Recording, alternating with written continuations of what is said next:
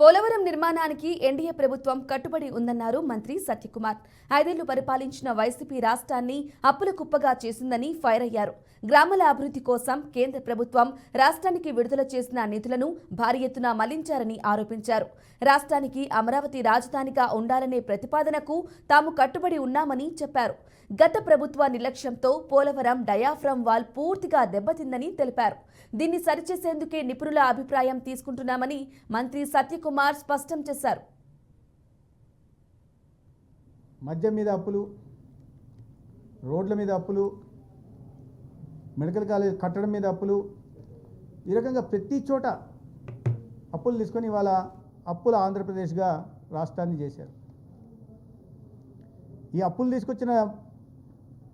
తీసుకొచ్చి ఎక్కడన్నా మౌలిక సదుపాయాల కల్పన మీద కానీ క్యాపిటల్ ఎక్స్పెండిచర్ మీద ఖర్చు పెట్టారా?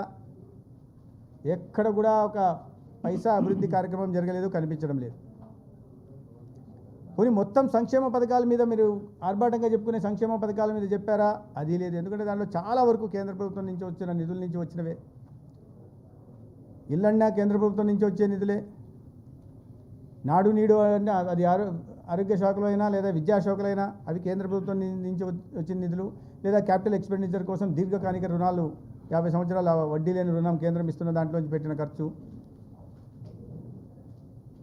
ఇతర పిఎం కిసాన్ అంటే దానికి పైనుంచి వస్తుంది, పోషణ అభియాన్ అంటే పైనుంచి వస్తుంది. సంక్షేమ పథకాల మీద కూడా పెద్దగా పెట్టిన దాఖలాలు ఎక్కడ కనిపించట్లా. ఈ పరిస్థితి ఇవాళ ప్రజలు చాలా నమ్మకంతో, విశ్వాసంతో ఇవాళ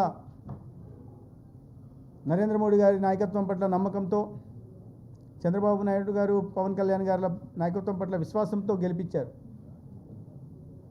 ఎంతో నమ్మకాన్ని పెట్టుకున్నారు మళ్ళీ రాష్ట్రాన్ని సరైన గాడిలో పెట్టాలని.